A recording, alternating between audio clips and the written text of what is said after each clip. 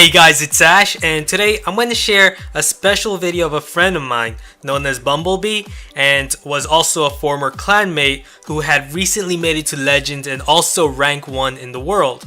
So in this video, I'm going to share his experiences and his journey to the top. Now, I've been following BumbleBee ever since he started his journey. He started his journey pretty much right after I've ended my journey to top 200 in the US. And one of my biggest supporters were BumbleBee, who allowed me to get to top 200 in just around 3 weeks because of all the lava hounds he had donated to me. It was very difficult getting lava hounds for donation in the hardcore farming clan. But yeah, BumbleBee was very interested in trophy pushing to the top as well, and I told him that if there was anyone who could do it, it would be him, as he's a very hardcore player, not just trophy pushing, but he also farmed his base to max, his heroes to level 40, his walls to level 11. Speaking of his walls, he finished farming all his level 11 walls in just about 4 weeks, which is insane.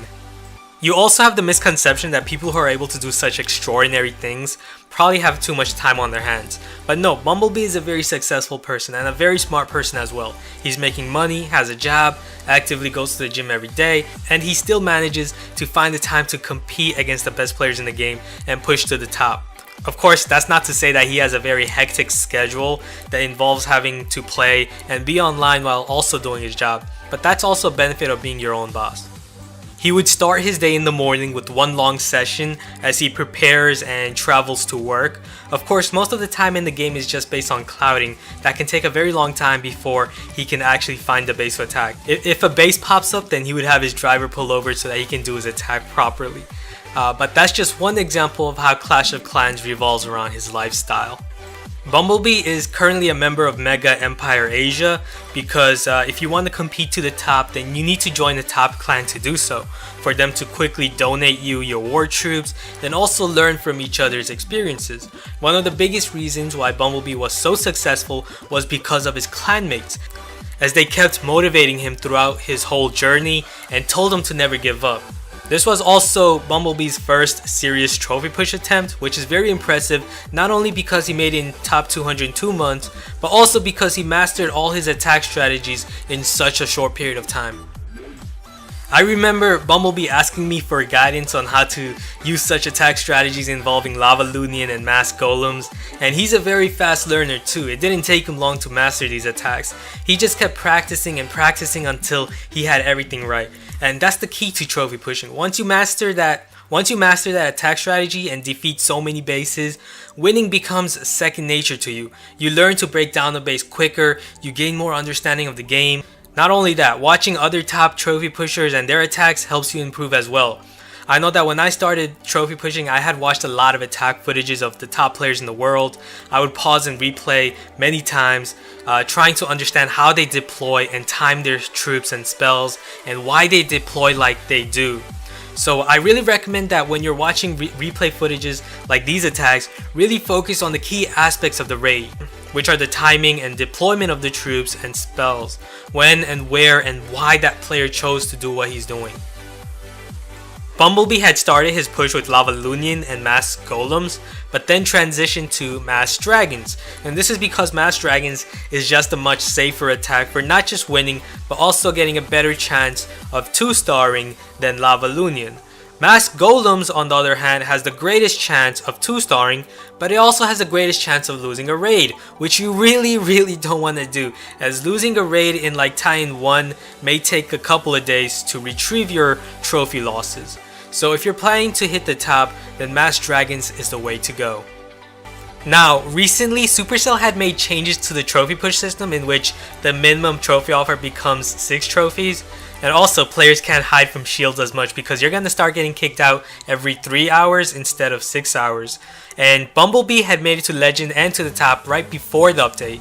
And right now you have hundreds of players right now in Legend because of the update changes. So it really made pushing to Legend much easier. Okay, so let's check out more of BumbleBee's attacks. Here he's gonna attack a tie-in 1 player, so if he can manage to get 2 stars, that's gonna be a lot of trophies. So here he's gonna send out his Archer Queen first, not his Giant, because that Dark Elixir storage obviously has a lot of hit points. So now he's gonna send out his Giant right after he's removed the Dark Elixir storage. So now the giant can tank for his Archer Queen, and what he's gonna do is he's gonna aim for that air defense and those 2 Archer towers. But at the same time, he's also creating a funnel. He's creating space. So not only is he removing that air defense as a threat, he's removing the southern structures. And what this does is that funnels his dragons to go towards the town hall. As right now, all he has to do is send out a dragon right at that army camp up at the top right, and now he's going to remove the top right structures. And what this does is it creates a funnel for the dragons to now all stray towards the core, towards the town hall. He also chose to attack from this direction because of the placement of the Archer Queen. The opposing Archer Queen is pretty exposed, so he can also remove that pretty quickly, get the Town Hall, and also get the 2 stars. He didn't attack from the left side because otherwise the Archer Queen may have pulled all his dragons out of that core, out of that Town Hall area.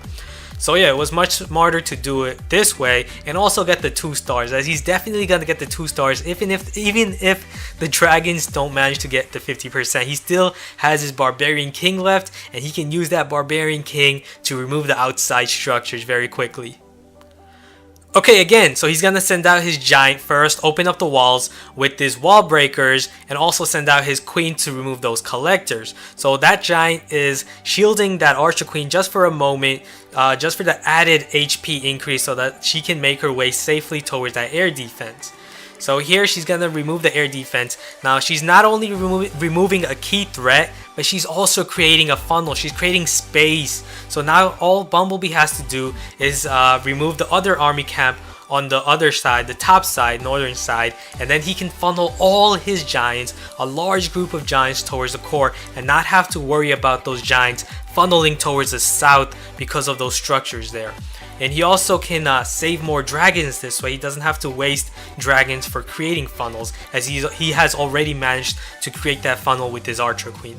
And he also has his Barbarian King left for safety. So if he doesn't manage to get that 50%, or if he fails to get that Town Hall, then he can still get the 50% with his Barbarian King left.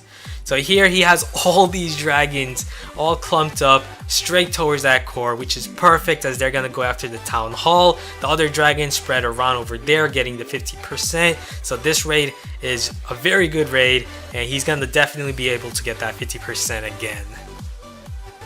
So step 1, send out your giant, use wall breakers to open up the layer of wall, and also send out your Archer Queen behind that giant as it shields her, and then she can remove that air defense and also any additional structures out of the way, not for just spacing and funneling for the dragon, but also to remove any air attacking defenses like Archer towers. That would be great. So here he still has his Archer Queen, and he hasn't activated, he's activated her ability, removed an Archer tower, and he also activated the Clan Castle Lava Hound. Now instead of ignoring the Lava Hound, because Lava Hounds don't target dragons, he's gonna move that Lava Hound out of the way.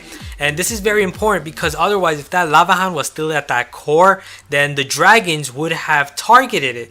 And obviously a Lava Hound has like over 6,000 hit points, so that wouldn't be safe if he had sent out his dragons towards the Lava Hound, as defenses would have done multiple damage towards it. And here he's going to spread all his dragons around. You really want to spread them around for that 50%. You got to be safe, so you have to spread them around for the 50%. And he's also going to create that funnel. He's going to remove the other army camps and structures on the bottom so that his other dragons at the top all clump up together towards that core area, because as you know, he removed the structures at the top left with his Archer Queen. So now all of them are going to group together, go straight for that Town Hall, and that's going to be a guaranteed 2 stars with over 50% damage, and he didn't even have to use his Barbarian King for additional damage. So now with the addition of Town Hall 11, Bumblebee has dropped to Titan 3 to farm and max out his Town Hall 11 base. And once he's done that, he's gonna look back to being #1 in the world again. So I really want to congratulate Bumblebee on his amazing accomplishment, and maybe one day I'll make my way to the top as well. So if you guys enjoyed this video, don't forget to congratulate Bumblebee in the comments below, and also give this video a thumbs up. So thanks for watching, and be sure to subscribe for more high level content and strategy videos, and I'll see you guys again soon. Later.